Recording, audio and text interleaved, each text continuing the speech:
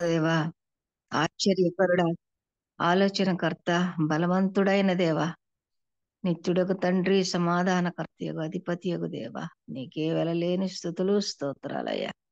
ఘనమైన దేవుడు నాయన, మొదటివాడును కడపటి వాడనని చెప్పింది దేవా, నీకు వందనాలయ్యా. ప్రభువా, నిన్ను ఆరాధించే ఈ భాగ్యం మాకు ఇచ్చినందుకు వందనాలు నాయన. నిన్ను మహిమపరచడానికి, ఘనపరచడానికి ప్రభువా, నానా సృష్టికర్తమైన నిన్ను ప్రభువా, నాయన మరి ఆది సంభూతుడైనటువంటి మిమ్మల్ని నాయన ఈ విధంగా కొనియాడి ప్రభువా స్తుతిస్తూ ఘనపరుస్తూ నీ సన్నిధానంలో చేరి నాయన ప్రార్థించి ఈ భాగ్యాన్ని మాకు ఇచ్చినందుకు వందనాలు నాయన. నీ పాదాలకు వందనాలు నాయన. ఈ దినాన్ని మీరు మాకు ఇచ్చారు నాయన, వందనాలు నాయన. యేసురాజా ప్రభువా, నాయనా మేము జీవిస్తున్నాం నాయన. నీ నాయన ఈ ప్రాణం మీరు ఇచ్చిన విధానాన్ని బట్టి నాయన, మేము జీవిస్తున్న విధానాన్ని బట్టి నీ పాదాలకు వందనాలు నాయన. కేవలం నీ కృప నాయన, నీ కృప వల్లనే బ్రతుకుతున్నాం నాయన. మహిమ ప్రభావాలు కలిగిన రాజా, నీకే వందనాలు నాయన. స్తుతులు స్తోత్రాలు నాయన. అయ్యా నాయన, మీకే వందనాలు నాయన. నాయన, ఇక్కడ చేరిన ప్రతి బిడ్డను దీవించు నాయన. నాయన, ఇప్పటి వరకు పాటలతో స్తుతించిన బిడ్డల్ని, వారి కుటుంబాలను దీవించి ఆశీర్వదించు నాయన. నాయన, 3 గంటల నుంచి నాయన ప్రార్థన చేస్తున్న నాయన గొప్ప నాయన బిడ్డల్ని నాయన మీరే కాచి కాపాడు నాయన. వారిని ప్రభువా, వారికి మంచి ఆరోగ్యం దయచే ప్రభువా. నాయన, వాళ్ళని బలపరచు ప్రభువా. అనేకుల కొరకు ఆశీర్వాదకరంగా ప్రభువా నాయన వారు ప్రార్థిస్తుండగా, అనేకుల అనారోగ్యం కొరకు ప్రార్థిస్తుండగా నాయన నీవు గొప్ప శక్తి దయచేయ్యా వాళ్ళకి నాయన. నీ కృపతో నింపండి, వారి కుటుంబాలను ఆశీర్వదించు నాయన. ఘనమైన దేవా నాయన, నాయన మీకే వందనాలు నాయన. ఇప్పుడు నాయన మేము వాక్యం వినబోచుండగా నాయన అయ్యా, నీ ఆత్మీయ వెలుగుల్లోకి మమ్మల్ని నడిపించు నాయన ప్రభువా. ఆ వాక్యాన్ని నాయన మేము విని వదిలిపెట్టక ప్రభువా, అందులో ఉన్న గొప్ప విషయాలను మరి మేము గుర్తు చేసుకొని ప్రభువా, అందులో ఉన్నటువంటి సత్యాలని ప్రభువా గ్రహించుకొని నాయన అనేకులకు మేము వాటిని వెదజల్లగలిగే భాగ్యం మాకు దయచే ప్రభువా. మీకు సాక్షులుగా ఉండడానికి కృప చూపించు నాయన. ఈ వాక్యాన్ని అందిస్తున్న బిడ్డను మీరు బలపరచండి నాయన. ఆశీర్వదించండి ప్రభువా. నీ శక్తితో నింపు నాయన. నాయన, నీ ఆత్మీయ లోతుల్లోకి వారు మమ్మల్ని నడిపించగలిగే నాయన కృప మాకు చూపించు నాయన ప్రభువా.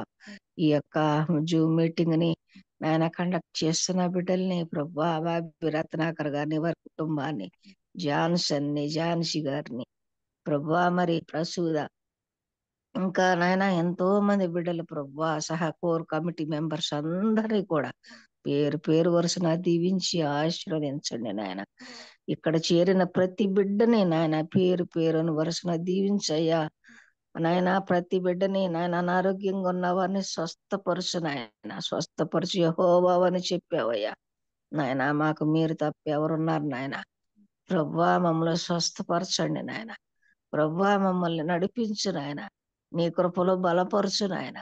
ప్రభువా, మేము ఎక్కడున్నా భయం లేని వారముగా ధైర్యంతో నాయన ఈ యొక్క మరి నాయన ఎంతో భయంకరమైనటువంటి ప్రభువా ఈ లోకాన్ని ఎదుర్కొని శక్తి దయచే ప్రభువా. నాయన, నీవు మాకు తోడుగా ఉన్న దేవుడు నాయన. మమ్మల్ని ఆదరించే దేవుడు, ఆదుకునే దేవుడు అయ్యా. నీ పాదాలకు వందనాలు నాయన. ఘనమైన దేవ, మహిమ ప్రభావాలు కలిగిన రాజా, ఇప్పుడు జరగబో మీటింగ్ అంతట్లో నాయన నీ కృప మాతో ఉంచి మరి మీరే మహిమ ఘనత ప్రభావాలు పొందుమని మా ప్రభువును ప్రిరక్షకుడైన నజరేయుడైన యేసు నామములు వేడుకుంటున్నాం తండ్రి. ఆమేన్. ఆమేన్. థ్యాంక్ యూ అమ్మగారు. Johnson please. Thank you. Okay తమ్ముడు. అందరికీ ప్రైస్తలాడండి. ఈ రోజు మన మధ్యలో వాక్యం అందించడానికి మనకి ఇప్పుడు సుపరిచితమైన వారే బ్రదర్ రంగనాథం గారు దేవుని యొక్క ఆత్మ చేత సిద్ధపడి వారు మన మధ్యలో ఉన్నారు. వారిని పరిచయం చేయటం గౌరవంగా భావిస్తున్నాను. బ్రదర్ రంగనాథం గారు వైజాగ్ కి చెందిన వారు. ఆంధ్ర యూనివర్సిటీలో ఎంఎస్సి చేసి వైజాగ్ స్టీల్ ప్లాంట్ లో సీనియర్ మేనేజర్ గా ఇటీవల పదవి విరమణ చేశారు. యుఎస్ఏ పరిచర్య శిక్షణ విభాగానికి జాతీయ కార్యదర్శిగా సేవలందించారు. ఏపీఈజిఎఫ్ కార్యదర్శిగా కూడా సేవలందించారు. రంగనాథం గారు John Stott institute of contemporary Christian లో జాన్ స్టార్ట్ గారి దగ్గర శిక్షణ పొందారు. వారు శిక్షణ శిబిరాలు మరియు సమావేశాలలో నిష్ఠాతులైన ఉపదేశకులు. వారి సవార్థిక పాటలు అనేక మందిని ప్రభు దగ్గరకు నడిపించినవి. ప్రస్తుతం వారు వైజాగ్ లోని యూనియన్ చాపెల్ బాప్టిస్ట్ చర్చిలో కమిటీ సభ్యులుగా కూడా సేవలు అందిస్తున్నారు. మరి రంగనాథం గారు రత్న గారులకు ముగ్గురు వివాహిత పిల్లలతో ఆశీర్వదింపబడ్డారండి. జాన్ మరియు క్యార్లోన్ హాస్టన్, ప్రియాంకిత, రవివర్మ, జాషువా మరియు సారా సిజన్. మరి వారిని ప్రేమతో ఆహ్వానిస్తున్నాను. Welcome brother. గుడ్ మార్నింగ్ అండి. గుడ్ మార్నింగ్ అండి. నాకు ఇక్కడ ఈవినింగ్ ప్రభు అయిన యేసుక్రీస్తు వారి శ్రేష్టమైన నామం మీకు అందరికీ శుభాలు తెలియపరుచుకుంటున్నాను. మీకు గుర్తున్నంత వరకు మనం ఎక్కడున్నాము, ఎందుకంటే మనకి కొంచెం గ్యాప్ వచ్చింది కాబట్టి ఒకసారి గుర్తు చేసుకోవటం మంచిదని నాకు అనిపిస్తుంది. ఒకవేళ కొంతమంది మర్చిపోతే సో కొంచెం వాల్యూమ్ కొద్దిగా వాల్యూమ్ పెంచాలి సార్. వాల్యూమ్ పెంచాలండి. అవునా? షూర్, పెంచుతా. ఒకవేళ ఎవరైనా మర్చిపోతే వాళ్ళకి ఉపయోగకరంగా ఉంటుందని నేను అడుగుతున్నాను. మీరు నీతి నిమిత్తం హింసింపబడటం బ్రదర్, వారు ధన్యులు. Okay okay. అంటే యేసుక్రీస్తు ప్రభువారు కొండ మీద చేసినటువంటి ప్రసంగంలో మొదటి సెక్షన్ మనం చదివాం. 1వ వచనం నుంచి 12వ వచనం వరకు ఫస్ట్ సెక్షన్. ఆ సెక్షన్ ఏం చెప్తుంది అంటే, క్రైస్తవుని యొక్క లేకుంటే దేవునికి రాజ్యానికి చెందినటువంటి ఒక పౌరుడి యొక్క లక్షణాల గురించి 1 నుంచి 12 వచనాలు మనం చదువుకుంటున్నాం.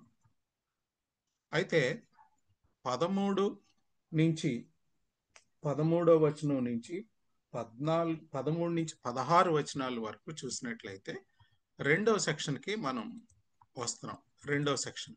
ఆ 2వ సెక్షన్లో మనం ఏం చూడబోతున్నామంటే, యేసుక్రీస్తు ప్రభు వారిని వెంబడించేటటువంటి ఒక శిష్యుడు శిష్యురాలు యొక్క ఇన్ఫ్లుయెన్స్, ప్రభావాన్ని గురించి ఎలా ప్రభావితం చేస్తారు వారు. ప్రభువుని వెంబడించేటటువంటి శిష్యురాండ్రు ఎలా ప్రభావితం చేస్తారు అనే దాని గురించి ఈరోజు మనం చదువుకోబోతున్నాము. ఎవరైనా ఒకళ్ళు మత్తయి సువార్త 5వ అధ్యాయము 13వ వచనం నుంచి 16వ వచనం వరకు చదువుతారండి. బ్రదర్, మీరు లోకమునకు ఉప్పై ఉన్నారు. ఉప్పు నిస్సారమైతే అది దేని వలన సారం పొందును? అది బయట పారవేయబడి మనుషుల చేత త్రొక్కబట్టుకే కాని మరి దేనికి పనికిరాదు. మీరు లోకమునకు వెలుగై ఉన్నారు. కొండ మీద నుండి పట్టణము మరుగై ఉండనేరదు. మనుషులు దీపము వెలిగించి కొంచెం క్రింద పెట్టరు, కానీ అది ఇంట నుండి వారికి అందరికీ వెలుగిచ్చుటకై దీపస్తంభం మీదనే పెట్టుదురు. మనుషులు నీ సత్క్రియలను చూచి పరలోకమందున్న మీ తండ్రిని మహిమపరచునట్లు వారి ఎదుట మీ వెలుగు ప్రకాశింపనీయుడి. Amen. Praise the lord. Amen. నా మాటలు ఇప్పుడు కొంచెం వినిపిస్తున్నాయండి? వినిపిస్తుంది బ్రదర్. ఓకే ఓకే, క్లారిటీ ఉంది. Okay, fine. ఇక్కడ మొదటి సెక్షన్లో క్రిస్టియన్ క్యారెక్టర్లో ఎన్ని క్యారెక్టర్స్ చూసాం?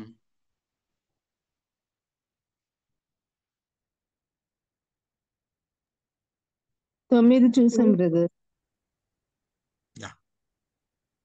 There are some 8, 9 కలిపి ఒకటిగా చెప్తారు కొంతమంది 9 అని చెప్తారు. No problem. There are 9 characters. So మీరు ఫాలో అవుతున్నారని, చక్కగా నోట్స్ తీసుకుంటున్నారని నేను అనుకుంటున్నాను. మీకు ఎంతో ఉపయోగపడుతుంది. అలా వినేసి వదిలేసి ఒక హరికథలాగా అయితే పెద్దగా ఉపయోగపడదు. యేసుక్రీస్తు ప్రభువారు చేసినటువంటి గొప్ప ప్రసంగాన్ని అర్థం చేసుకోవటానికి దేవుని సహాయంతో మనం ఈ స్టడీ కొనసాగిస్తున్నాము. మీలో కొంతమంది అన్నా అటెన్షన్ పే చేసి నోట్స్ పెన్ను తీసుకొని రాసుకుంటున్నారని నేను అనుకుంటున్నాను. అలాగైతే మీకు ఎంతో మేలు. ఎందుకంటే మీరు అంత పెద్దవాళ్ళు, స్టూడెంట్స్ లాగా నేను బలవంతం చేయలేను. ఎందుకంటే ఇందులో చాలా అనుభవజ్ఞులు పెద్దవారు ఉన్నారు. వారికి నేను చెప్పలేను కాబట్టి నా సజెషన్ మాత్రమే. ఇప్పుడు మనం చదువుకున్న రెండో సెక్షన్ ఏంటి హెడ్డింగ్ అంటే క్రిస్టియన్ ఇన్ఫ్లుయెన్స్. క్రిస్టియన్ ఇన్ఫ్లుయెన్స్, ఫస్ట్ది క్రిస్టియన్ క్యారెక్టర్. రెండిటికి లింక్ ఏమన్నా ఉంటే చెప్తారా? క్రిస్టియన్ క్యారెక్టర్కి, క్రిస్టియన్ ఇన్ఫ్లుయెన్స్కి. మన క్యారెక్టర్ కరెక్ట్ గా ఉంటే మన ప్రవర్తన ద్వారా ఇతరులు ఆకర్షించబడతారు. మన ప్రభావం వాళ్ళ మీద ఉంటుంది. కాబట్టి వాళ్ళు కూడా క్రీస్తు వైపు తిరగవచ్చు మన ప్రవర్తన ద్వారా. కాబట్టి ఈ రెండిటికి లింక్ ఏంటంటే without Christian character there is no Christian influence. అది ఎందుకు మనం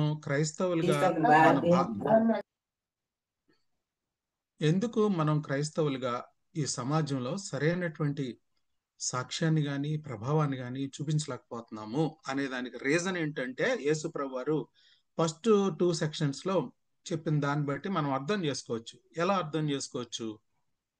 ఎందుకు భారతదేశానికి సువార్త వచ్చి ఎన్నేళ్ళయింది? ఇన్నేళ్లుగా మనం మనం క్రైస్తవులంగా చాలా తక్కువ శాతంగా చాలా ఎక్కువ కమ్యూనిటీని మనం ప్రభావితం చేయలేకపోతున్నాము. ముఖ్యమైనటువంటి కారణం దీన్ని బట్టి మనం ఏం చెప్పగలము?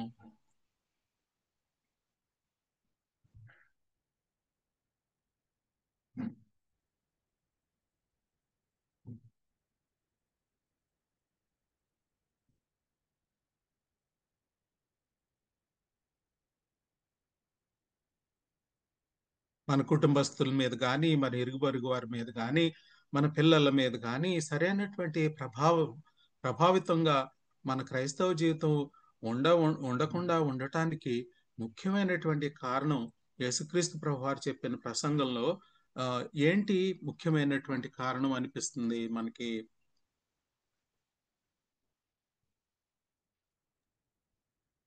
మనం వింటున్నాం కానీ దాని ప్రకారం జీవించలేకపోతున్నామేమో అని అనిపిస్తుంది. ఇంకా అదర్స్ ఎందుకని సరైన చూపించాల్సినంత ప్రభావం చూపించలేకపోతున్నాము? ఒక క్రైస్తవుడిగా, ఒక క్రైస్తవురాలుగా మన దగ్గర సత్యం ఉంది, ఎందుకని చక్కటి సమాజంలో ప్రభావం చూపించలేకపోతున్నాము? మనం లోకం వైపు వెళ్ళిపోయాము అనుకుంటే పాపంలో పడిపోయినాం కాబట్టి. అంటే యేసుక్రీస్తు ప్రభువారు చెప్పిన ఈ వాక్య భాగంలో నుంచి మీరు మాట్లాడితే బాగుంటుంది.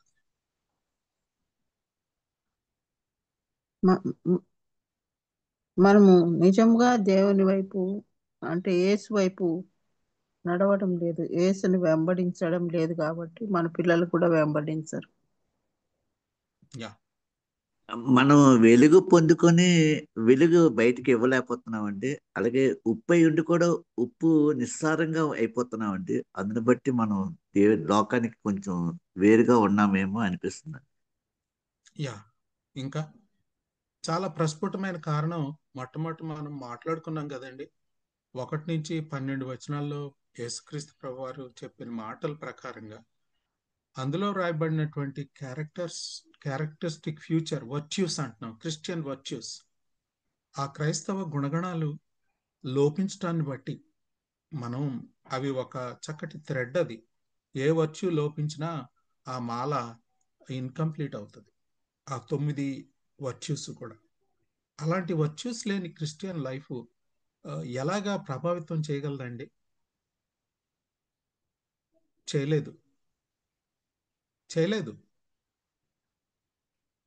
ప్రభావం తీసుకురాలేము.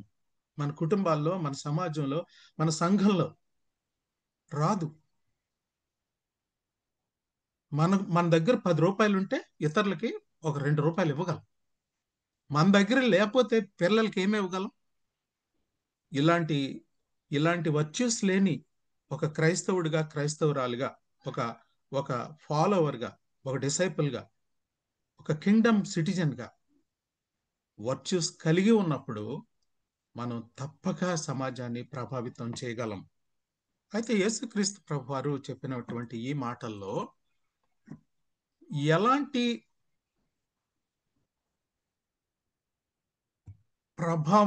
ఎలాగూ ప్రభావం చూపించగలం అనేది ఈ 13 నుంచి 17, అంటే ఇలాంటి క్యారెక్టర్స్ కలిగి ఉంటూ ప్రభావం చూపించే దానికి కొన్ని పోలికలు చెప్పాడు. 2 పోలికలు చెప్పాడు యేసు ప్రభు వారు. మీరు ఇలాగ ప్రభావం చూపించాలి, ఇలాంటి విలువలు కలిగి, ఇలాంటి గుణగణాలు కలిగి ఎలాగూ ప్రభావం చూపించాలి అని, ఎలాగూ ప్రభావం చూపించాలో అనే దానికి చెప్తూ 2 ఇమేజెస్ చూపించాడు. ఇమేజెస్ అంటే 2 ఉదాహరణలు అవ్వచ్చు, ఉపమానాలు అవ్వచ్చు, 2 ఇమేజెస్ చూపించాడు. ఆ 2 ఇమేజెస్ ఏంటండి? ఈ 13 నుంచి 16 వచనాల్లో ఉప్పు వెలుగు. ఒకటి సాల్ట్, ఒకటి లైట్. సాల్ట్ అనే ఇమేజ్ గురించి ఏ వచనంలో ఉంది? 13th verse brother. 13. 13లో సాల్ట్ అనేటటువంటి ఇమేజ్ గురించి ఉంది. ఇప్పుడు ఫస్ట్ ఎలాగూ ఈ సమాజంలో ప్రభావం చూపించాలో అని చెప్పటానికి ఒక చక్కటి ఉదాహరణ యేసుక్రీస్తు ప్రభువారు చూపిస్తూ ఇలాగూ మీరు ప్రభావం చూపించాలని చెప్పటానికి ఈ ఎగ్జాంపుల్ తీసుకున్నాడు. ఉప్పు అనేటటువంటి ఎగ్జాంపుల్. దానికి ముందు నేను కొన్ని మాటలు మీతో చెప్పాలని ఇష్టపడుతున్నాను. ఏంటి అంటే pour on the salt and turn on the light. అదనమాట. మీరు లోకమునకు ఉప్పు, లోకమునకు వెలుగు అని యేసుక్రీస్తు ప్రభువారు 2 ఉదాహరణలు తీసుకున్నాడు అన్నమాట. 2 ఇమేజెస్ తీసుకున్నాడు, 2 పోలికలు తీసుకున్నాడు. పోలికలు అనొచ్చు, ఎలా ప్రభావం చూపాలి అనే దానికి 2 పోలికలు ఆయన తీసుకున్నాడు. మొట్టమొదటి పోలిక ఉప్పు అయితే, రెండవ పోలిక వెలుగు. ఈ 2 పోలికలు తీసుకున్నాడు.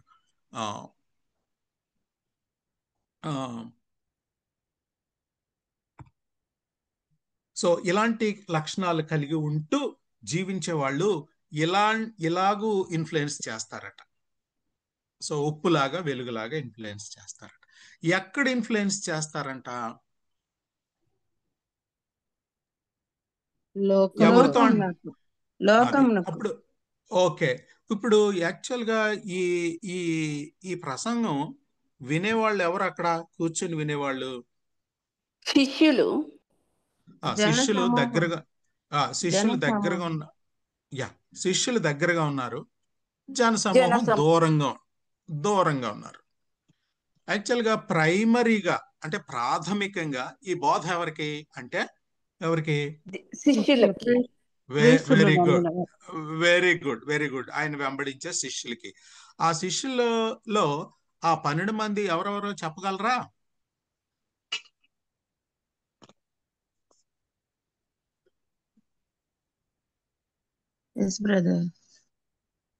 పోన్లేండి, చెప్పక్కర్లేదు. కానీ అందులో బాగా చదువుకున్న వాళ్ళు ఎంతమంది, అసలు చదువు తక్కువ ఉన్న వాళ్ళు ఎంతమంది చెప్పండి నాకు.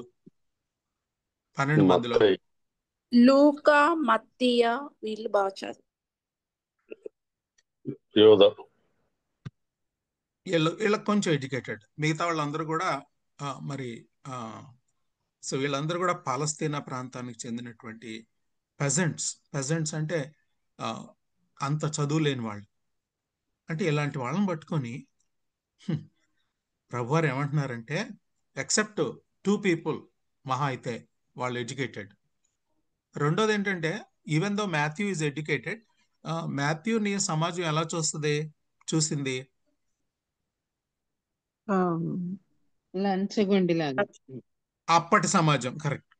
లంచ్గొండిలా చూసింది అంత. అంటే నైతిక విలువలు లేని ఒక వ్యక్తిలాగా అప్పటి సమాజం చూసింది. కానీ యేసు ప్రభువుని నమ్ముకున్న ఈ మాథ్యూ, యేసు ప్రభువుని నమ్ముకున్న లూక్ ఏమో అసలు అన్యుడు, ప్రభుని ఎరగనివాడు. ఆయన ప్రభువుని తెలుసుకున్నాడు. ఈ రకంగా ఈ 12 మందిని పట్టుకొని ఆ ఎటువంటి బ్యాక్గ్రౌండ్ అంటే వీళ్ళది కొంతమంది అన్ఎడ్యుకేటెడ్ బ్యాక్గ్రౌండ్, కొంతమందిదైతే ఒక హిస్టారియన్ బ్యాక్గ్రౌండ్, కొంతమందిదైతే లిటిల్ ఎడ్యుకేషన్ ఉన్న బ్యాక్గ్రౌండ్. ఇలాంటి బ్యాక్గ్రౌండ్లో ఉన్నటువంటి ఈ శిష్యులను పట్టుకొని మీరు లోకానికి ఉప్పు వెలుగు, ఎంత సవాలండి అది, ఎంత సవాల్ అది. ఇలాంటి బ్యాక్గ్రౌండ్తో పోలిస్తే మన బ్యాక్గ్రౌండ్ ఆలోచించుకుంటే వీళ్ళకంటే చదువుకున్న వాళ్ళమా కాదా? మనం కాస్తా కోస్తా మాట్లాడాలి. మీరు చదువుకున్న వాళ్ళము, చదువుకున్న వాళ్ళం, తెలివితేటలు ఉన్న వాళ్ళం, సమాజంలో కాస్తో కోస్తో ఒక నైతిక విలువలతో జీవించడానికి ప్రయత్నం చేసేవాళ్ళం. ఇలాంటి వాళ్ళని పట్టుకొని ప్రభువారు ఏమంటున్నారు, మీరు ప్రపంచానికి, లోకం అంటే హోల్ వరల్డ్, మీరు హోల్ వరల్డ్ ని మీరు ఇన్ఫ్లుయెన్స్ చేయబోతున్నారు అన్నాడు. ముందు క్యారెక్టర్స్ గురించి మాట్లాడి, మీరు ఇలాంటి క్యారెక్టర్ కలిగి ఉండాలి అని చెప్పిన తర్వాత, ఇలాంటి క్యారెక్టర్ కలిగి ఉన్న మీరు లోకానికి ఉప్పు, లోకానికి వెలుగు. What a challenge, what a challenge. ఇలాంటి వారే ప్రపంచానికి తల్లకిందులు చేసే వాళ్ళకి వెళ్ళిపోయారు. వాళ్ళు ప్రపంచానికి అంతటికీ సువార్త ప్రకటించారు, సరిపోయారు. 12 మంది సరిపోయారు. వారా అప్పటి కాలంలో మంచి ట్రాన్స్పోర్ట్ ఫెసిలిటీ ఉందా? లేదు. యూనివర్సిటీస్ ఉన్నాయా? లేవు. కాలేజీలు ఉన్నాయా? లేవు. ఏదో కొద్దిమందే ఆ హైయర్ స్టడీస్కి వెళ్ళి గమాలియేల్ పాదాల దగ్గర చదువుకున్న వాళ్ళు. These are all peasants, Palestinian peasants. But అట్లాంటి వారిని యేసుక్రీస్తు ప్రభు వారు ఇలాంటి క్యారెక్టర్స్ మీరు కలిగి ఉండండి అని చెప్పిన తర్వాత వారిని ఏమంటున్నాడంటే, మీరు లోకానికి ఉప్పు, లోకానికి వెలుగు. వాళ్ళనే అంత నమ్మితే ప్రభువారు అలాంటి క్యారెక్టర్స్ కలిగి జీవించిన వ్యక్తులుగా ఇన్ఫ్లుయెన్స్ చేస్తారు అని నిన్ను నన్ను ఎలా నమ్మాలి ఆయన? ఆలోచించండి.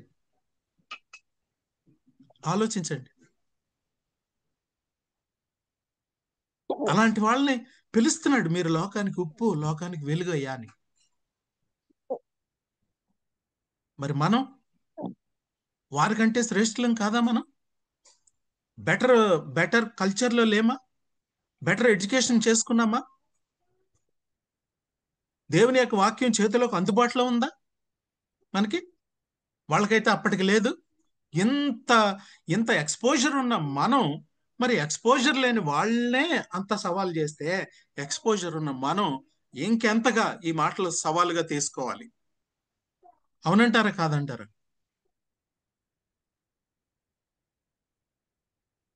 మాట్లాడట్లేదు ఎవరు.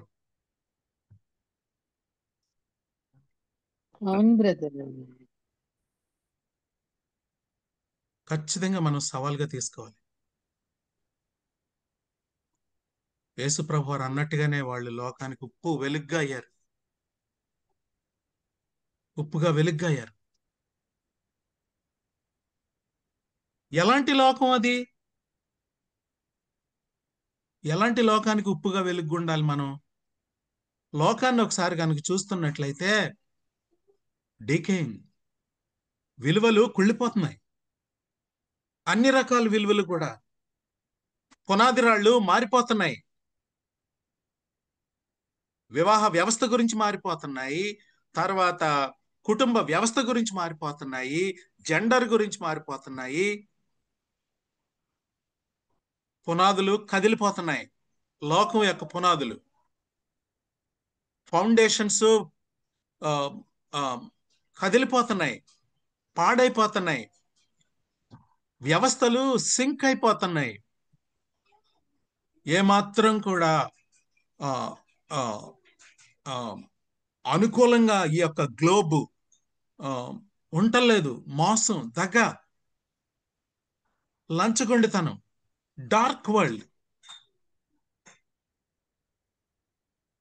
ఇలాంటి డార్క్ వరల్డ్ లో, ఇలాంటి ఫ్లేవర్లెస్ వరల్డ్ లో, ఫ్లేవర్లెస్ అంటే ఏ రకంగానూ రుచికరం కాని పరిస్థితులు, ఇలాంటి ఫ్లేవర్లెస్ వరల్డ్ లో you have to give the flavour salt. ఇలాంటి డార్క్ వరల్డ్ లో you have to show your light. These are the two challenges. These are the two challenges. World of perverse generation. We are living in the world of perverse generation. ఫిలిప్పీలు రాసిన పత్రిక 2వ అధ్యాయం 14-15 చదువుతారా?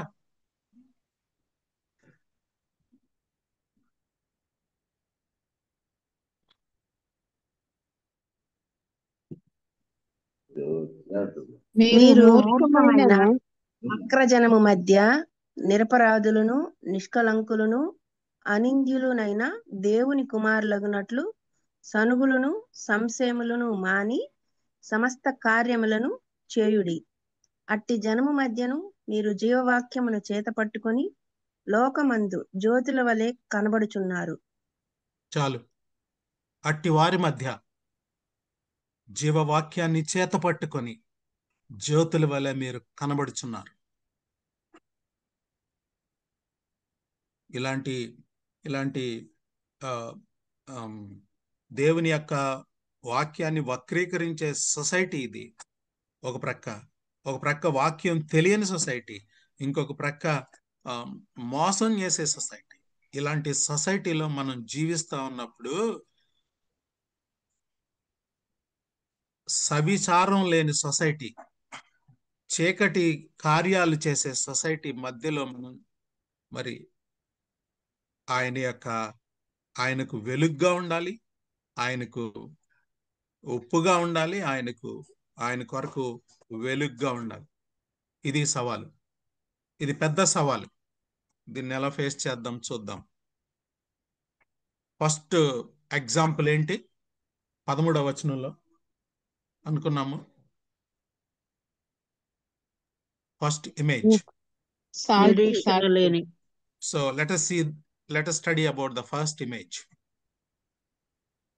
సాధారణంగా ఈ ఉప్పు అనేటటువంటి ఇమేజ్ ఉంది చూసారు, ఇది ప్రతిరోజు వాడే ఎసెన్షియల్, అవునా కదా? అవునండి. ప్రతి రోజు వాడుకునేది, దాదాపు ప్రతి ఇంట్లోనూ ఉండేది, అంతే కదా? అవునండి. ప్రతి ఇంట్లోనూ ఉండేది, ప్రతి రోజు అవసరం పడేది.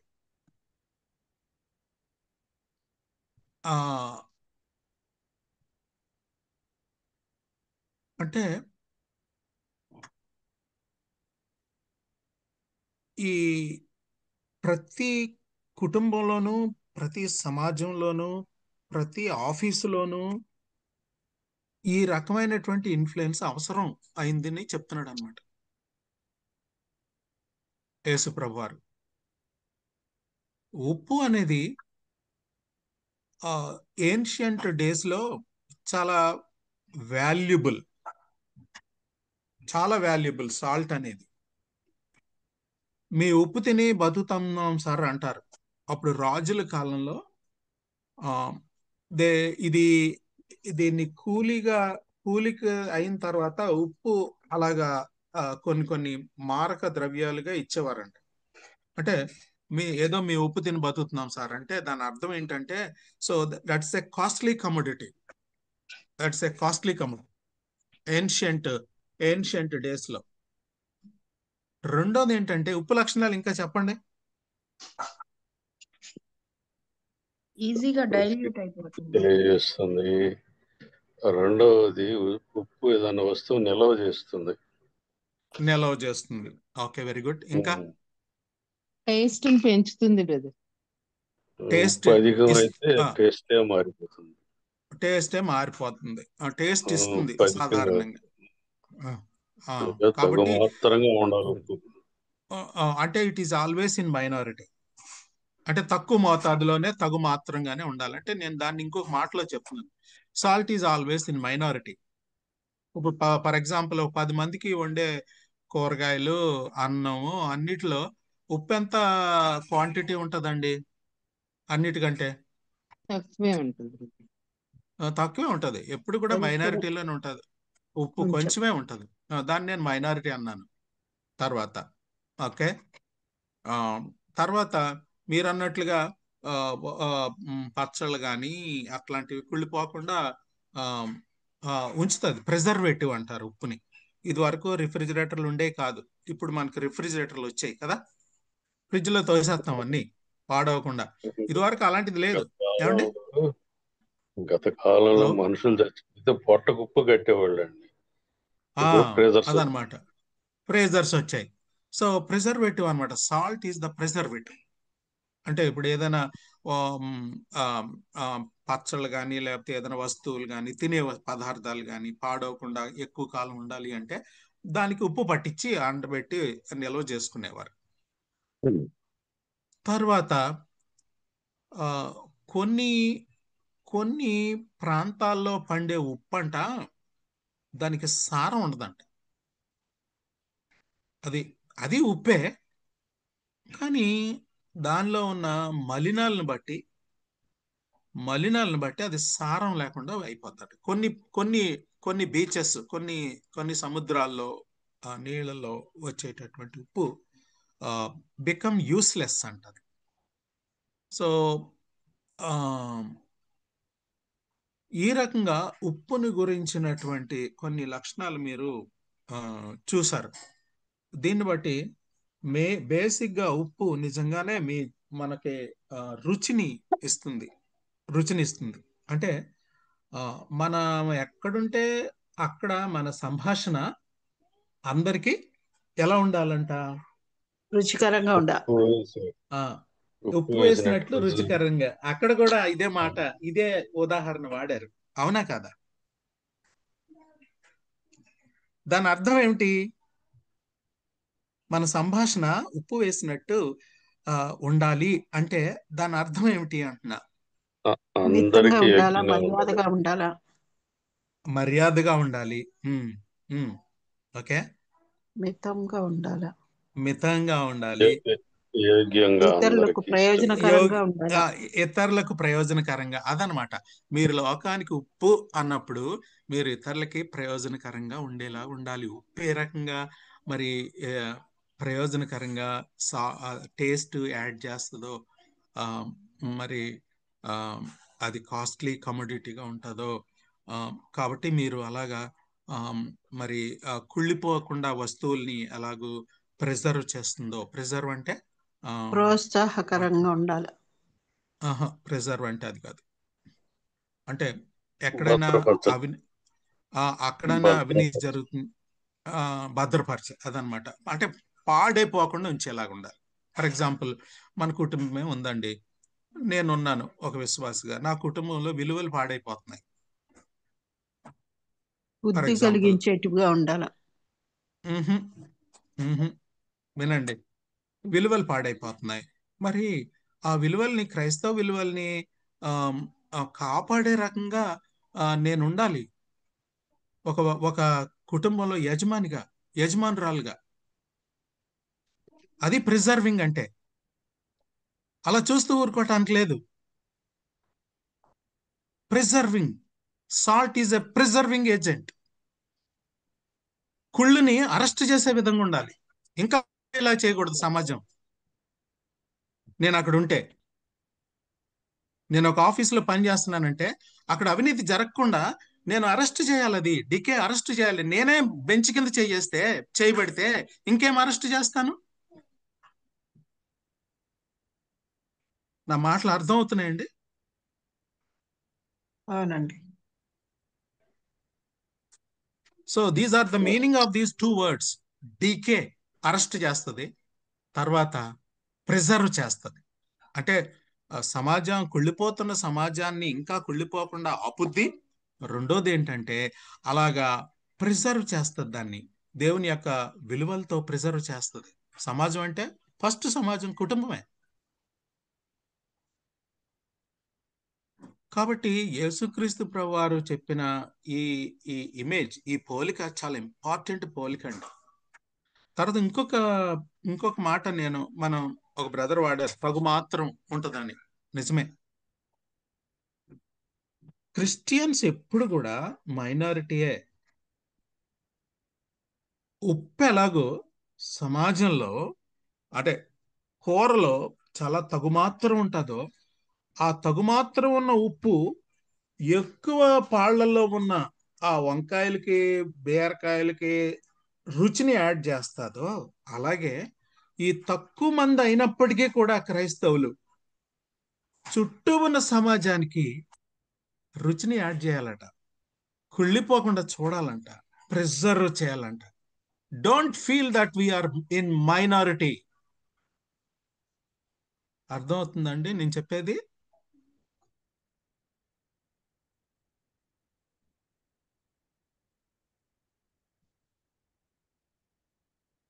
ఏమంటారు? అర్థమవుతుందండి. Thank you sir. Okay okay.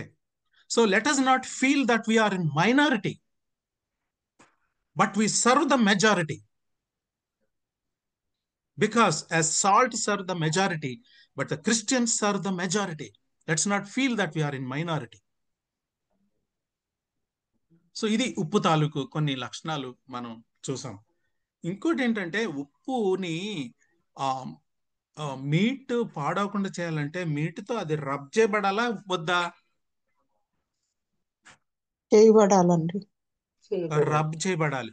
అంటే దాని రూపం కూడా కోల్పోవాలి బ్రదర్. దానికి రూపం కూడా కోల్పోవాలి. So it should be rubbed and it should be associated. అంటే దాని అర్థం ఏంటంటే సమాజానికి దూరంగా ఉండి మనం ఏం చేయలేము. అంటే సమాజంలో ఉండే కుళ్ళు, సమాజంలో కుళ్ళు అంటకుండా చూసుకోవాలి, కుళ్ళు ఆపేయాలి. అది సాల్ట్ తాలూకు క్యారెక్టరిస్టిక్ ఫ్యూచర్. కాబట్టి ఇప్పుడు అయితే నేను ఒక ఆయన పెద్ద ఆయన ఇలా ప్రశ్న వేశాడు, అయితే క్రైస్తవులు అక్కడ ఉండగా ఆ కాలనీలో కానీ లేకపోతే ఆ ఇంట్లో కానీ ఒక విశ్వాసి కానీ లేకపోతే ఆయన వెంబడించే వాళ్ళు ఉండగా ఆ ఊరిలో ఎక్కువ శాతం ఆ చుట్టుపక్కల ఉండేటటువంటి సమాజంలో కుళ్ళు ఇంకా ఎక్కువైపోతుందంటే ఉప్పు తప్ప లేకపోతే ఆ మాంసం తప్ప అని అడుగుతాడు.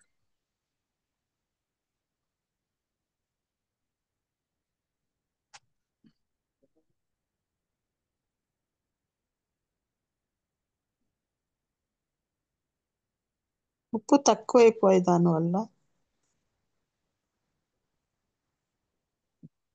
అంటే మీరు లోకానికి ఉప్పు అన్నాడు కదండి ప్రభు మనల్ని.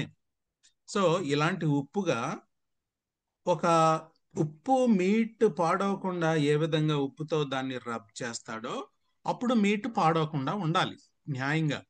కానీ ఉప్పు పట్టించినప్పటికీ కూడా మీట్ పాడైంది అంటే ఉప్పు తప్ప మీట్ తప్ప అని అడుగాడు ఆయన, పెద్ద ఆయన, ఒక జాన్ స్టార్ట్ గారని. ఉప్పు నిస్సారం అయిపోయింది అక్కడ. స్ట్రైట్ ఆన్సర్ తప్పండి, స్ట్రైట్ ఆన్సర్ కావాలి. ఉప్పుదే తప్పు, తక్కువ. మాంసందే తప్పండి, మాంసమే తప్పండి. ఇప్పుడు రెండు రకాల వాదనలు వచ్చాయి. ఉప్పు తప్పని కొంతమంది అంటున్నారు, మాంసం తప్పని కొంతమంది. ఓకే, మీరిద్దరు అలా ఉండండి, మిగతా వాళ్ళు జవాబులు చెప్పండి నాకు. నా ప్రశ్న కాదు అది, పెద్ద ఆయన ఒక ఆయన అడిగారు అనమాట.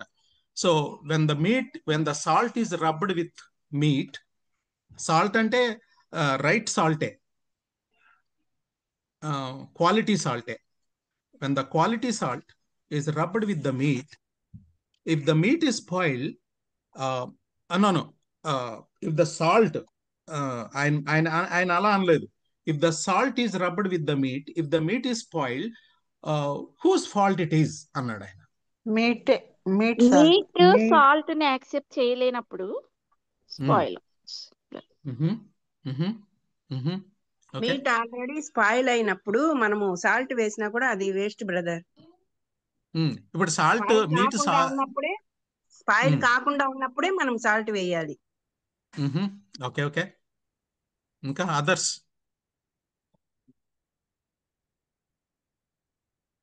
ఎవరు దీనికి బాధ్యులు? రైట్ మీటే తెచ్చామనుకోండి, ఉప్పు పట్టించాం, ఓకే, ఫ్రెష్ మీట్.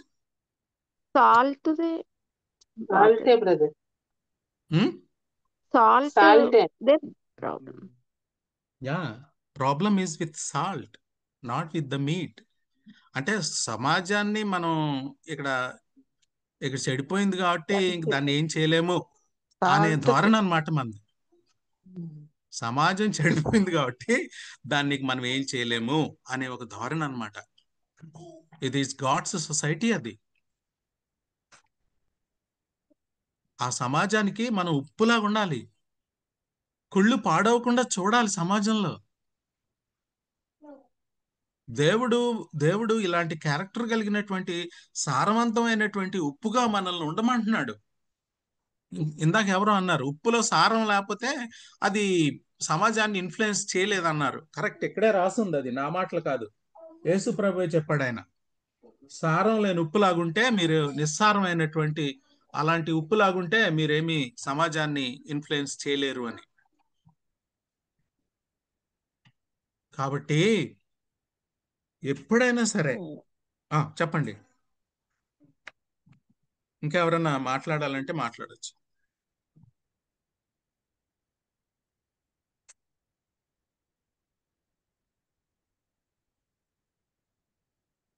మన యొక్క సారాన్ని పోగొట్టుకున్న ఉప్పులాగా గనక ఈ లోకంలో ఉంటే మనం ఏ రకంగానూ ప్రభావితం చేయలేము. దానికి ఎస్ అంటారా, నో అంటారా మీరు? బ్రదర్, కొంతకాలం సాల్ట్ లాగా ఉంటారు, కొన్ని మిస్టేక్స్ చేస్తున్నారు అనుకోండి, మళ్ళీ సాల్ట్ లాగా ఉన్నా అంత ఈజీగా సమాజం యాక్సెప్ట్ చేయలేదు. నా ప్రశ్న ఏంటంటే, నిస్సారమైనటువంటి బ్రతుకు అంటే నిస్సారమైనటువంటి సాల్ట్ లాగా ఉన్నటువంటి నిస్సారమైన బ్రతుకుతో ఈ సమాజాన్ని మనం ప్రభావితం చేయగలమా అంటున్నాను. నో నో చేయలేము. అయితే మనం నిస్సారమైన జీవితం జీవిస్తూ, ఇంకో ప్రశ్న, మనం నిస్సారమైన జీవితం జీవిస్తూ సమాజాన్ని తప్పుపట్టడం న్యాయమా? నో, న్యాయం కాదు. యాజ్ ఎ క్రిస్టియన్ న్యాయం కాదు. కాదు. అలాగ పాడైపోతున్న సమాజాన్ని ప్రార్థన చేసో లేక వారితో కలిసి ఉంటూ నా యొక్క టెస్టిమనీ చూపిస్తూ చిన్నటి ప్రభావాన్ని చూపించగలిగే ఆ సత్తా ఉన్న సాల్ట్ గా మనం ఎక్కడుంటే అక్కడ ఉండాలి. దీనికి అందరూ ఓకేనా కాదా ఈ స్టేట్మెంట్? ఇంకా ఎవరైనా దీనికి కొంచెం దీని మీద ఇంకా నేను దానికి యాక్సెప్ట్ చేయలేను అనేవారు ఎవరైనా మాట్లాడొచ్చు.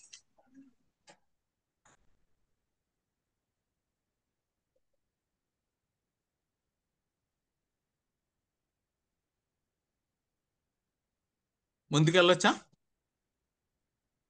అండి? వెళ్ళొచ్చండి. రైట్. సో కాబట్టి మనం సమాజానికి దూరంగా ఉంటూ ఏం చేయలేము. ఒకవేళ సమాజంలో ఉంటూ నిస్సారమైన బ్రతుకుతో ఉన్నా కూడా ఏం చేయలేము సమాజానికి, మన కుటుంబానికి. కాబట్టి రెండు రకాలుగా ఉప్పు ఏ రకంగా రబ్ చేయబడుతుందో అలాగా we need to engage with the society world, and secondly we need to be effective like a pure salt, not a contaminated salt. I'm going to the next slide. So light కు వద్దాం. మళ్ళీ ఇంకొకసారి 13వ వచనం చదువుదామా? మీరు లోకమునకు ఉప్పై ఉన్నారు. ఉప్పు నిస్సారమైతే అది దేని వలన సారం పొందును? అది బయట అంటే అంత ఉప్పులాగా మనం ఇన్ఫ్లుయెన్స్ చేయాలి అనే ప్రభు మన మీద అంతగా ఆధారపడినప్పుడు, అంతగా మనల్ని నమ్మినప్పుడు, అది అసలు అది సారం లేకపోతే మరి ఇంక అది ఎందుకు పనిచేస్తుందంట? చదవండి ఇప్పుడు. అది బయట పారవేయబడి మనుషుల చేత త్రొక్కబట్టుకే కాని మరి దేనికిని పనికిరాదు. అది అది పారవేయబడి మనుషుల చేత త్రొక్కబడుటకే గాని అది దేనికిని పనికిరాదు. మీరు లోకమునకు ఉప్పు, మీరు లోకమునకు ఉప్పు. అంటే ఇంకొక ప్రశ్న, ఒక క్రైస్తవ విశ్వాసిగా యేసుక్రీస్తు ప్రభువారిని మరి నిక్కచ్చిగా వెంబడించేటటువంటి శిష్యులుగా మనం చెప్పుకుంటూ మరి అయితే సారవంతమైన ఉప్పగానైనా ఉండాలా, లేకపోతే పూర్తి చేయండి ఆ డాష్. మనుషుల చేత త్రొక్కబడాలి, అంటే బయట పారవేయబడి. అంటే దాని అర్థం ఏంటండి? అంటే లోకంలో కలిసిపోతాం మనం. రోసివేయబడతాం. రైట్ ఆన్సర్ రావట్లేదు కాబట్టి నేనే మాట్లాడతాను. Either a Christian should be useful or useless. అంతే, రెండిట్లో మధ్య రకం ఏమీ లేదు, రెండిట్లో మధ్యస్థం ఏమి లేదు. ఒకవేళ సెంటర్ పార్ట్ ఏదైనా ఉందో ఎత్తుక్కుందాము అంటే అదేమి లేదు. ఎయిదర్ సారవంతమైన ఉప్పులాగా ఇన్ఫ్లుయెన్స్ అన్న చేయాలంట. నా మాటలు కాదు సుమా, ప్రభువారి మాటలు. సారవంతమైన ఉప్పులాగా నేను ప్రభావితం అన్న చేయాలంట సమాజాన్ని. లేకుంటే సారం లేని ఉప్పులాగా ఒక క్రైస్తవుడు కనుక ఉన్నట్లయితే is useless, is useless. Either I must be useful or useless. అసలు మనం ఆలోచించుకోవాలా, నేను ఒక యూస్ఫుల్ క్రిస్టియన్గా ఉన్నానా లేక ఒక యూస్లెస్ క్రిస్టియన్గా ఉన్నా? పేరుకేనా నేను? am I really influencing the society, influencing my family, influencing my children? విలువలు కాపాడుతున్నానా? బైబిల్ విలువలు, బిబ్లికల్ వాల్యూస్ కాపాడుతున్నానా నేను? ప్రిజర్వ్ చేస్తున్నానా నేను? ఆలోచించుకుందాం, ఆలోచించుకుందాం. ఇంకొక ఎగ్జాంపుల్కి వెళ్దామా? ఈరోజుతో ఆపేద్దామా? సార్ వెళ్దాం సార్. రెండవ ఎగ్జాంపుల్ ఏం తీసుకున్నాడండి ఆయన ప్రభువారు? లైట్, వెలుగు. వెలుగు యా, వెలుగు, వెలుగు. ఇప్పుడు యేసుప్రభు గారు రాసే టైంకి మరి ఎలక్ట్రిసిటీ ఉందంటారా? లేదండి. లేదు, ఖచ్చితంగా లేదు. అంతసేపు ఆలోచించక్కర్లేదు. అప్పుడు పైన ఒక ఆ పాలస్తీనియన్ ఆ రోమన్ చక్రవర్తుల టైంలో ఒక ల్యాంప్స్ పెట్టేవారు అనమాట. అప్పటికి నాకు తెలిసినంత వరకు అయితే కొవ్వొత్తులన్నా లేకుంటే సమ్ ఆయిల్ అన్నా, దివిటీలు, కరెక్ట్, దివిటీలు పెట్టి అక్కడ స్ట్రీట్ లైట్స్ ఉండే అన్నమాట. సో రెండవ పోలిక వెలుగుతో పోల్చాడు. ఈ వెలుగు అన్నప్పుడు అండి కొన్ని కొన్ని ఇక్కడ వెలుగు కూడా కొన్ని క్యారెక్టర్స్ చెప్తాను. అది ఎప్పుడన్నా అనౌన్స్ చేస్తుందా నేను ఇక్కడ ఉన్నాను అని?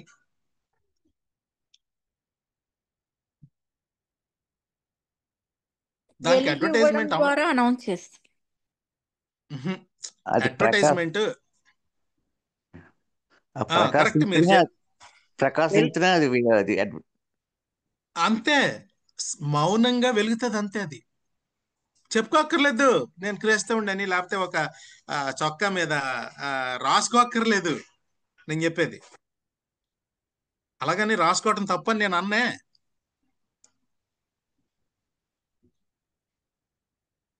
అది కాదు నేను అన్నాను, అన్ని రాసుకోవచ్చు. తర్వాత నేను క్రిస్టియన్ అని బోర్డు పెట్టుకోవచ్చు, క్రిస్టియన్ పేరు పెట్టుకోవచ్చు. అట్లా వాటిని నేను అసలు వాటిని టచ్ చేయట్లేదు. కానీ ఒక వెలుగుగా ఒక క్రైస్తవుడు సారవంతమైనటువంటి జీవితం, వెలుగు క్రియలు కనపరిచేలాగా ఉండటంలో అసలు that is the attraction. That is the attraction. మనం చెప్పే మాటలు, మనం చెప్పే ప్రసంగాలు, మనం చేసే టెక్నిక్లు, ఇవన్నిటికంటే ముఖ్యంగా వెలుగు క్రియలు. వెలుగు క్రియలు చదవండి ఇప్పుడు 14వ వచనం నుంచి. మీరు లోకమునకు వెలుగై ఉన్నారు. కొండ మీద నుండి పట్టణము మరుగై ఉండనేరదు. మనుషులు దీపం వెలిగించి కొంచెం క్రింద పెట్టరు, కానీ అది ఇంట నుండి వారికి అందరికీ వెలిగించుటకై దీపస్తంభం మీదనే పెట్టుదురు. మనుషులు మీ సత్క్రియలను చూచి పరలోకమందున్న మీ తండ్రిని మహిమపరచునట్లు వారి ఎదుట మీ వెలుగు ప్రకాశింపనీయుడి. ఆమేన్. ఎంత మంచి మాటలండి. So for light advertisement is not required. Just మౌనంగా అది వెలిగితే చాలు. అదే పెద్ద advertisement. Silently shine in its own place. ఉన్న చోట, అది పెట్టిన చోట, ఎత్తైన స్థలంలో వెలుగుతూ ఉంటే చాలు, మనుషులకి అది దారి చూపిస్తుంది. రక్షణ ఎటువైపు ఉందో చెప్తుంది. చీకట్లో నివసించేటటువంటి సమాజానికి సత్యం ఏంటో చూపిస్తుంది. ఎంతో కన్ఫ్యూజన్ లో ఉన్నటువంటి విలువల విషయంలో, ఈ సమాజంలో ఎంతో కన్ఫ్యూజన్ లో ఉన్నటువంటి సమాజానికి ట్రూత్ చూపిస్తుంది వెలుగు. అట్లాగా ఒక క్రైస్తవుడు, క్రైస్తవురాలు షైన్ అవ్వాల్సిందే. మీరు లోకమునకు వెలుగు. అట్లాగా చూసంట, twinkle twinkle little star, how I wonder what you are, up above the world so high, like a diamond in the sky అని పిల్లలు పాటలు పాడతారు కదా. మనుషులు అప్పుడు చూస్తారంట ఈ వెలుగుని. మిలుకు మిలుకు మన్ని మెదులుతున్న little lamp, how I wonder what you are, up above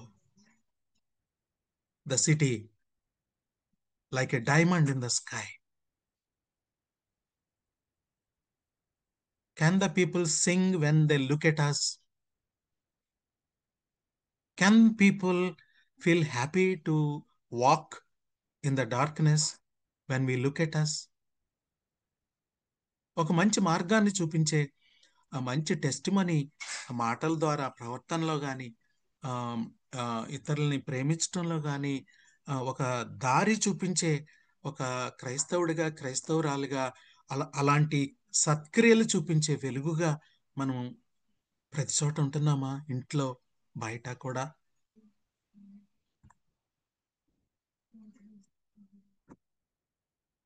నేను నెక్స్ట్ వీక్ వెలుగులో నడవటం అనేది, దానికి ఎవిడెన్సెస్ ఏంటి అనేది నేను నెక్స్ట్ వీక్, అంటే ఆ సత్క్రియలు ఎందులో చూపించాలి అని ఎఫెసీయులకు రాసిన పత్రిక 4వ అధ్యాయం చదువుకురండి మీరు.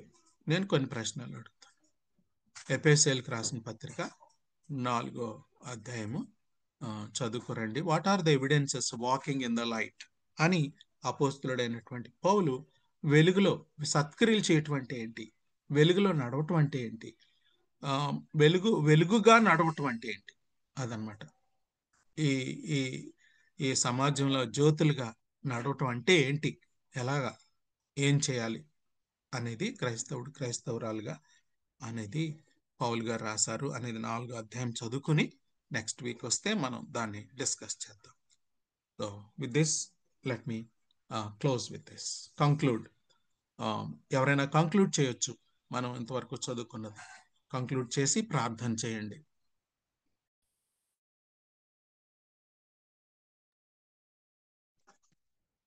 Okay brother. మురళీ బాబాయ్ గారు చెప్తారా అయ్యగారు కన్క్లూషన్ వర్డ్స్? మంచిది. వారికి వాక్యం అందించినటువంటి దైవదాసుల్ని దేవుడు ఇంకా గొప్పగా దీవించాలి, ఆశీర్వదించాలి. వారి ద్వారా ఇంకా గొప్ప గొప్ప విలువతో కలిగినటువంటి దేవుని మాటలు వినిపింపు చేయాలని మనసావాచక్రంలో కోరుకుంటూ ఉన్నాను. మరి సాల్ట్ లో ఉన్నటువంటి గొప్ప విషయాలను బోధించారు. మరి సాల్ట్ మరి నిద్ర వచ్చేస్తుందని, సాల్ట్ రుచినిస్తుందని, మరి సాల్ట్ తగు మోతాదులో వాడాలని విషయాలను తెలియజేశారు. అలాగే దీపం వెలిగించి మరి కొంచెం కింద పెట్టరు కదా, అది లోకానికి వెలిగి ఇవ్వటానికి మరి దీపస్తంభం మీద పెడతారని చెప్పారు. మరి వెలుగుగా ఉండాలి, క్రైస్తవుడు అనే ప్రతి ఒక్కరు కూడా వెలుగుగా ఉండాలి. మరి ఒక సామెత ఉంది, ఒక దివ్య వెలిగించి వేవేల దీపాలని మాట మనందరికి తెలుసు. ఒక దీపం వెలిగితే ఆ దీపం ద్వారా అనేక దీపాలు వెలిగించబడటానికి అవకాశం ఉంటుంది. క్రైస్తవుడు అనేవాడు లోకంలో ఒక దివ్యలాగా, ఒక దీపంలాగా కొనసాగుతూ వెళ్తూ ఉంటే అనేక ఆత్మలను రక్షించి అనేక ఆత్మ దేవుడి కొరకు వెలిగించేవారుగా ఉంటారు. అలాగే ఉప్పును రుచిని తెలియజేస్తుంది కనుక రుచికరమైనటువంటి మాటలు, రుచికరమైనటువంటి చేష్టలు మనలో కనపడాలి. అంతేకాని ఇతరులను బాధ పెట్టే రీతిలో ఉండకూడదు మన మాటలు. మరి మనం క్రైస్తవులం అని చెప్పేసి, దేవుని కలిగిన వారు అని చెప్పేసి ఇతరుల్ని చాలా ఇబ్బందికరంగా మాట్లాడుతూ ఉంటాం ఒక్కోసారి. అలా కాదు, లాలనతో బుజ్జగిస్తూ మరి రుచికరమైన మాటలు అంటే ఇతర మనుషులను నొప్పించకుండా వాళ్ళందరినీ కూడా దేవుని వైపుకు ఆకర్షించాలంటే మన మాటలు ఎలా ఉండాలంటే వాళ్ళ మనోభావాలు దెబ్బతినకుండా మరి నిజమైన దేవునిలో ఉన్నటువంటి సత్యాన్ని వారికి తెలియజేస్తూ వారిని దేవుని వైపుగా ఆకర్షించాలి. అంతేకాని మరి ఇతరులైన వారు దేవుని మర్మాలు వారికి తెలియదు కనుక సూటిగా మనం ఏదైనా మాట్లాడినా అది చాలా ప్రమాదకరంగా మారిపోతూ ఉంటుంది. కనుక నెమ్మదిగా సత్యాన్ని వారికి బోధిస్తూ రుచికరమైన మాటలతో వారిని ప్రభువుగా ఆకర్షించి మరి క్రైస్తవులుగా చేయడానికి, దేవుని రాజ్య వారసులుగా చేయడానికి మనం ప్రయత్నం చేసేవారుగా ఉండాలి. చాలా మంచి విషయాలు బోధించినటువంటి అయ్యగారికి వందనాలు తెలియజేస్తున్నాను. మరి ఈ సమయాన్ని దేవుడు నాకు కొడిచినందుకు ఎంతో సంతోషిస్తూ వచ్చిన ప్రార్థన చేసుకొని కార్యాన్ని ముగించుకున్నాం. ప్రార్థన చేయమంటమ్మా? చేయండి అయ్యగారు. దయగలిగిన తండ్రి, కృపగలిగిన శిక్ష, బంగారు పాదాలకు వందనాలు స్తుతులు చెల్లిస్తున్నాను నాయన. ఇంత పర్యంతం మీ దీనదాసులు అయ్యగారు నిలవబెట్టుకున్నారు. మేలుకరమైన శ్రేష్టకరమైన మాటలు మాకు అందించినందుని బట్టి మీకే వందనాలు స్తుతులు. నేను మీ దాసులు మరి నెక్స్ట్ వారం చెప్పబోయే వెలుగుల గురించి సిద్ధపాటు కలిగి వచ్చి మాతో బోధించడానికి బిడ్డను ఆయుధపరచమని ప్రార్థిస్తున్నాను. వారి కుటుంబాన్ని మీ కుటుంబంగా ఆశీర్వదించండి, వారి సంతానాన్ని ఆశీర్వదించండి. దీన్ని బట్టి మీకే వందనాలు స్తుతులు చెల్లిస్తున్నాను ఆయన. ఈ జూమ్ కూడిన ఏర్పాటు చేసి వందనం కూడా ఈ ప్లాట్ఫామ్ మీద చేర్చిన ఆయన ఉదయకాల వేళ మేము మాటలు వినటానికి ఆయన మీరు సాధనంగా వాడుకుంటున్నటువంటి బాబీని బట్టి మీ పాస్ సన్నిధికి వస్తున్నాను. ఆ బిడ్డని అధికంగా ఆశీర్వదించండి, అధిక మేలు దయచేయండి. బిడ్డ చేస్తున్నటువంటి ప్రతి పరిచర్యలు మీరు తోడుగా ఉండమని ప్రార్థిస్తున్నాను. అలాగే బాబుకి సహకరిస్తున్నటువంటి మరి చెల్లి జాన్సీని బట్టి, చెల్లి ప్రసిద్ధాన్ని బట్టి, అలాగే నాయన జాన్సన్ బట్టి, స్వరూపును బట్టి, తేజాన్ని బట్టి, కోర్ కమిటీని బట్టి కూడా మీ పాస్ సన్నిధికి వస్తున్నాను. అలాగే అందరి కొరకు ప్రార్థించే తలను బట్టి కూడా మీ పాస్ సన్నిధికి వస్తున్నాను. వారి కుటుంబాలను మేలు కలిగించమని కూడా ప్రార్థిస్తున్నాను ఆయన. ఉదయకాల వేళలో మేము అందరినీ ప్లాట్ఫామ్ మీద చేర్చిన మీకు ఎంతైనా మేము నాయన రుణస్థిరమై ఉన్నాం. మీ మాటల ద్వారా ఇంకా మేము ఆశీర్వదించబడటానికి సహాయం దయచేయమని ప్రార్థిస్తున్నాను ఆయన. అలాగే నాయన మరి పర్యాయం దైవదాసు అతను అయ్యగారిని మీ చేతులకు అప్పగిస్తున్నాను. ఆవిడని ఇంకా విక్రంగా ఆశీర్వదించండి మన ఆయన మా దేవ. ఇంకా అడగక మరిచిన ఈవులు ఏమైనా ఉన్నట్లయితే అవి కూడా మాకు దయచేయమని ప్రార్థిస్తున్నాను. నేను మాలా అనేక మందిని ఆయన వ్యాధిగ్రస్తులుగా ఉంటూ ఉన్నారు. అటు వారిని మీ దక్షిణ హస్తంతో తాకండి, సంపూర్ణ ఆరోగ్యం దయచేయమని ప్రార్థిస్తున్నాను.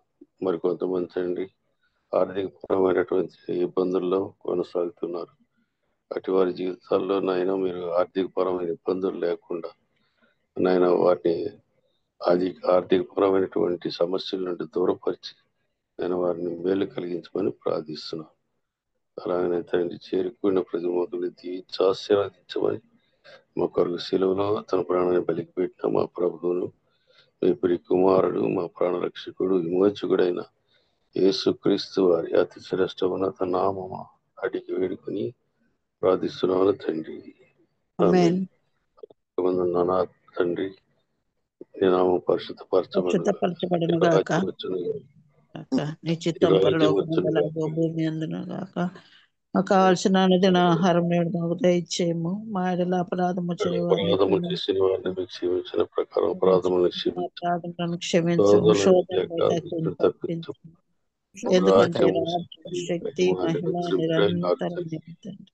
ఆమేన్.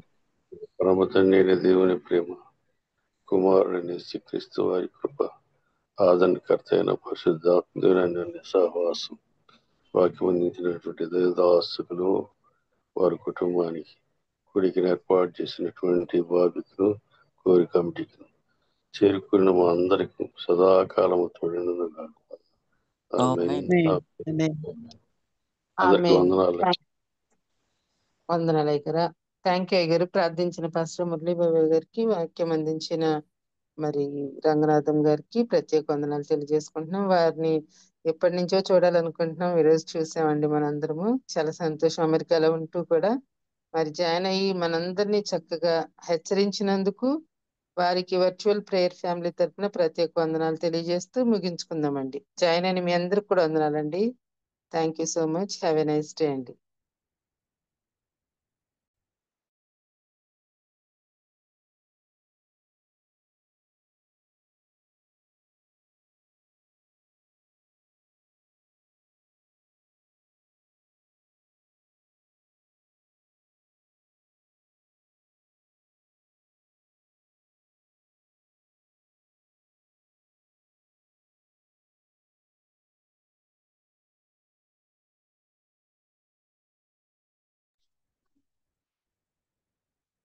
జాన్సన్ క్లోజ్ చేయలే.